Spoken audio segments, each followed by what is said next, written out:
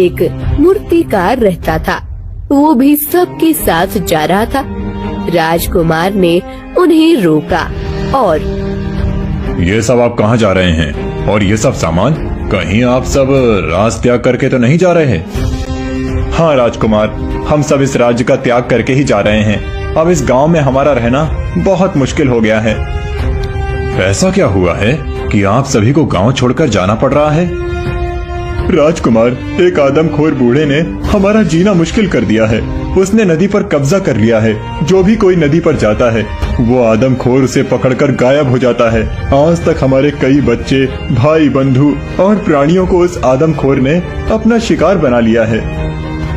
क्या एक आदमखोर? परंतु आपने राजभवन में किसी को इस समस्या के विषय में क्यों नहीं बताया? हमने मंत्री जी को कई बार इस विषय में बताया राजकुमार, परंतु वो हर बार हमें कोई ना कोई बहाना बनाकर भ्रमित कर देते थे। मंत्री से तो मैं बाद में प्रश्न पूछूंगा। अभी आप सब राज्य को त्यागने का विचार छोड़ दीजिए और मेरे साथ नदी पर चलिए। मैं भी देखता हूँ कि ये आदमखोर आखिर कौन है। सब गांव वाले भयभीत हो गए थे, परंतु राजकुमार के आदेश का पालन करने के लिए सब नदी तट पर आते हैं। आप भयभीत मत होइए, मैं हूँ आप सबके साथ। आज उस आदमखोर को हम पकड़कर ही रहेंगे। आप सब नदी के तट पर खड़े हो जाइए। सब लोग एक एक करके नदी के तट पर खड़े हो जाते हैं। जैसे ही सब लोग खड़े हो जाते हैं, आदमखोर प्रकट हो जाता है। आदमखोर किसी को पकड़े इससे पहले राजकुमार शिवानंद अपने धनुष से ऐसा तीर बरसाते हैं कि वो आदमखोर तीरों के बीच फंस जाता है। आदमखोर बुड्ढे के आसपास तीरों का घेरा बन जाता है। बताओ आदमखोर, कौन हो तुम और यहाँ कैसे आए हो? राजकुमार आदमखोर के पास आने लगता है और अचानक से वो आदमखोर पत्थर की एक मूर्ति बन जाता है।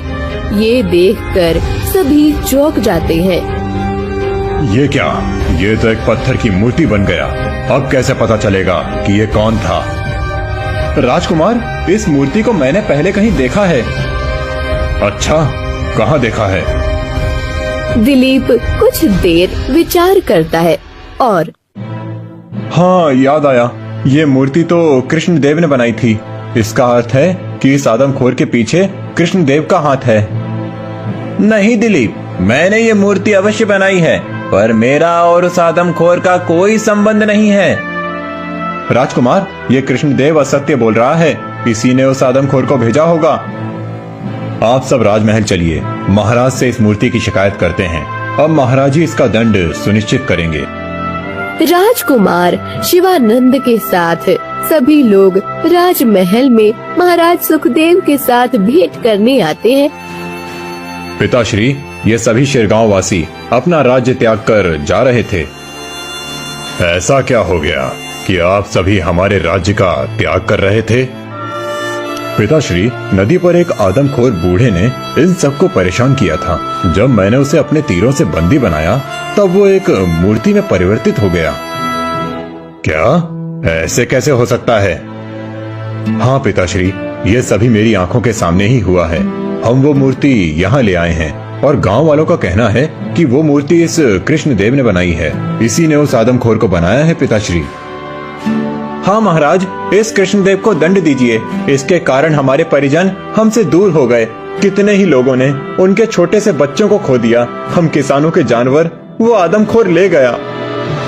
महाराज, मैं एक मूर्तिकार हूँ। अलग अलग प्रकार की मूर्तियाँ बनाकर बेचता हूँ। ये मूर्ति भी मैंने ही बनाई है, ये सत्य है। परंतु कुछ दिनों पहले ये मूर्ति चोरी हो गई थी। मैं सत्य कह रहा हूँ महाराज। कई दिनों से मुझे इस मूर्ति के लिए कोई ग्राहक नहीं मिल रहा था, इसीलिए मैंने इसे घर के बाहर आंगन में रखा था। मैंने विचार किया कि कदाचित एक बूढ़े व्यक्ति की मूर्ति में किसी को रुचि नहीं होगी, इसीलिए कोई इसे खरीद नहीं रहा है। अगले दिन जब मैंने देखा तब वो मूर्ति आंगन में नहीं थी। तुम्हारे पास क्या प्रमाण है कि तुम सत्य कह रहे हो? मेरे पास कोई प्रमाण तो नहीं है महाराज, परंतु मैं सत्य बोल रहा हूँ। मंत्री जी, इन गांव वालों ने आपको इनकी समस्या के विषय में बताया था, परंतु आपने इसकी जानकारी मुझे देना उचित नहीं समझा। ऐसा क्यों? कहीं इस आदमखोर और आपके बीच कोई संबंध तो नहीं? महाराज की ये बात सुनकर मंत्री घबरा जाता है और कहता है कि उसने कुछ नहीं किया है। महाराज कृष्णदेव को बंदी बनाकर रखने का आदेश देकर किसी अज्ञात स्थान पर चले जाते हैं। ये महाराज कहाँ चले गए? हमारी इतनी बड़ी समस्या सुनने के बाद भी महाराज इतने शांत कैसे रह सकते हैं? हाँ, देखा राजकुमार, पहले मंत्री जी ने हमारी समस्या पर ध्यान नहीं दिया और अब महाराज भी चले गए। अब हमारी समस्या का अंत कौन करेगा? महाराज सुखदेव हर रोज जब भी उन्हें समय मिलता था ध्यान में बैठ जाते थे। उनके ध्यान की तपस्या से उन्हें कुछ सिद्धियां प्राप्त हुई थी। वो अपने कक्ष में जाकर आंखें बंद करके ध्यान लगाते हैं। उनकी आंखें बंद होती हैं, परंतु वो मन की आंखों से देखने लगते हैं। कुछ सालों पहले नदी के तट पर काल्य तस्मै नमः, काल्य तस्मै नमः। एक बार मेरा ये हवन पूर्ण हो जाए तो मैं सबको अपना दास बनाकर इस पृथ्वी पर अपना राज्य स्थापित करूंगा। अब बस इस आखिरी प्राणी की बलि देने की देरी है। एक बार इसकी आहुति इस हवन में पड़ जाए तो बस मुझसे शक्तिशाली और कोई नहीं होगा। मुझे कोई नहीं मार सकता। तभी महाराज सुखदेव वहाँ आते हैं। दुष्ट तांत्रिक, निर्दोष प्राणियों को मारकर तुम अपना अघोरी हवन कर रहे हो। यह महाराज, तुम अब मुझे नहीं रोक सकते। बस इस आखिरी आहुति की देरी है। मैं तुमसे ज्यादा शक्तिशाली बन जाऊंगा। तुम जैसे दुष्ट को मैं ऐसा नहीं करने दूंगा। तुम दंड के पात्र हो, शक्ति के नहीं। इस संसार के स्वामी बनने का तुम्हारा स्वप्न सदा के लिए स्वप्न ही रहेगा। महाराज सुखदेव अपनी तलवार निकालते हैं और तांत्रिक के गर्दन पर रखते हैं। यदि तुम जीवित रहना चाहते हो तो इस राज्य को त्याग कर चले जाओ तांत्रिक। मैं तुम्हें ये अंतिम अवसर दे रहा हूँ, अन्यथा अपने प्राण त्यागने को सज्ज हो जाओ। महाराज का क्रोध देखकर तांत्रिक वहाँ से भाग जाता है। कुछ सालों के बाद तांत्रिक कृष्णदेव की बनाई हुई मूर्ति को चुराकर उसे अपनी तंत्र विद्या से आदमखोर बना देता है। महाराज सुखदेव ध्यान मुद्रा से बाहर आते हैं और राजसभा में आकर मुझे सब पता चल गया है कि सत्य क्या है। कृष्णदेव सत्य बोल रहा है। उसकी बनाई हुई मूर्ति चोरी हो गई है और उसी के माध्यम से एक दुष्ट तांत्रिक ने उस आदमखोर का निर्माण किया है। कुछ सालों पहले मैंने उसे निष्कासित किया था। अब वो उसी का प्रतिशोध ले रहा है। उसने अपना अघोरी हवन पूर्ण करने के लिए उन सब की बलि दे दी है। पिताश्री, उस दुष्ट को अब दंड देने का समय आ गया है। हाँ पुत्र, उस समय मैंने केवल उसे राज्य से निष्कासित किया था, परंतु अब उसे मृत्यु दंड देना अनिवार्य हो गया है। महाराज सुखदेव अपने पुत्र और प्रजा के साथ जहाँ पर तांत्रिक हवन कर रहा था उस स्थान पर आते हैं।